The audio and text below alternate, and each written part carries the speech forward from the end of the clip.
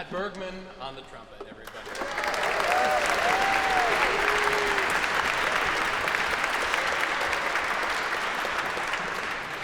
Now, remarkably, Matt is going to go back into the orchestra and keep playing in the concert. That never happens in the business, but he's been playing this whole concert and then stepped out to solo. So that's some fine work there.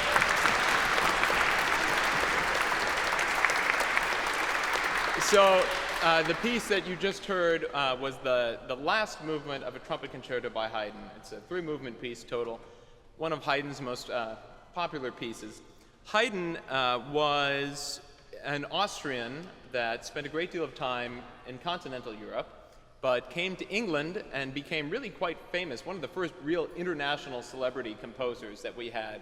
He died in the early 1800s, but spent most of his life in the 1700s, and was again, as the theme of the concert is tonight, a devout Catholic. One of my favorite stories about him is that if he ever ran out of ideas while composing, he said, the perfect cure every time was that he would just stand up and start walking, grab his rosary, and start praying Hail Marys, and he's like, it would only take 5 Hail Marys and I would get an idea. So that gives you an image into Haydn's working life. Again, tying back to what we said earlier, historically, even in the late 1700s when Haydn went to England, it was not very good to be Catholic.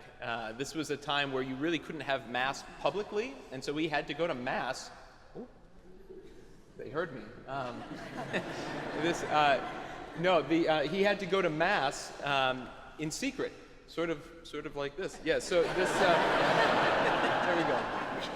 Perfect. That was very dramatic. He had to go to embassies because that was the only soil that wasn't English, so to speak, and so they could legally have Mass at the Portuguese embassy, for example. But what's also fun is to read the newspaper stories of the day. Because of course it was well known he was coming from Austria and he was Catholic, and there was one story I came across that said, Haydn is such, I think they called him a bigot. He is such a religious bigot that all that he does in his free time is attend Mass and contemplate purgatory. And I thought, well, if I had to have one sentence written about me in the newspaper, I wouldn't mind saying, all that he does in his free time is go to Mass and contemplate purgatory. But that gives you sort of an idea of the world that Haydn was entering. But he nevertheless became very famous in England. Now, we're looking ahead to the rest of the program. We have a piece by Liszt coming up, followed by a piece by Dvořák, and then we're going to close with Beethoven. And I'll speak about the Beethoven before we get there, but I wanted to say a few words about the Liszt and the Dvořák because I'd like to do them back to back without pause. Liszt was a very, very interesting figure, another international celebrity. He's most remembered, or at least in his time, was probably most popular as a pianist. Now, of course, we think of him as a composer as well, but he was a virtuoso pianist. He toured all throughout Europe, and as one would imagine from a sort of proto-rock star, he didn't live the most virtuous life. He sort of had a spirituality about him for most of his life, but he lived openly with 2 married women, not at the same time at least, but it was still very, one of these people that was very much rebellious, had several children out of wedlock, and quite remarkably, towards the end of his life, became a Franciscan tertiary and went to Rome to ask the Pope to annul the marriage of this woman that he wanted to marry. And it didn't work out, and shortly thereafter, one of his children died right before then, and then another child of his died right after that.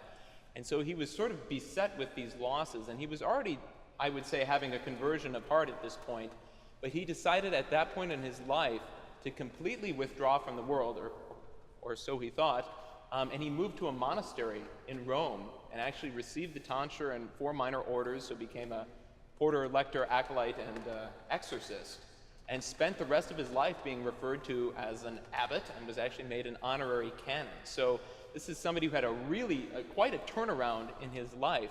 I said he thought he would retire from the world because he still became an international celebrity and traveled throughout Europe, but he was he lived at a monastery in Rome for the rest of his life.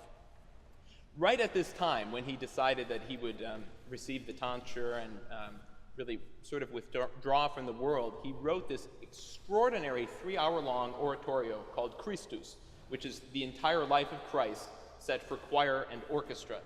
And the short piece that we're about to play is the second to last movement, which depicts the resurrection. It's perfect Easter music. It's the Alleluia, and you'll recognize it, I'm sure, but it's sung only by women, I like to think, because the women were the ones to see Christ at the tomb. So it's just women and a few woodwinds, and that is a segment from Liszt's major work, Christus.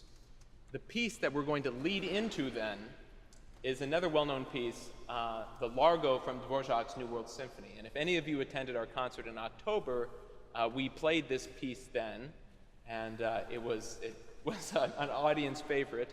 But it's also a very contemplative piece, and we wanted to perform it tonight in honor and in memory of Pope Francis. So our performance tonight will be dedicated to him and for his soul. The piece, I should say as well, for those of you who don't know, some of you heard this story in October, but Dvořák was a daily mass goer, an extremely devout man. He spent several years in America. He even went out to Iowa. He was out in the Midwest, which is my territory. I'm from Wisconsin, so it's amazing thinking of a European composer taking a train out to Iowa, but sure enough, there he was. And while he was experiencing the New World, he wrote this symphony, his 9th symphony, the New World Symphony. So we will play the Liszt Christus, and we'll lead directly into Dvořák's Largo from the New World Symphony, and I'll be back to talk about the Beethoven before we wrap up. Thank you.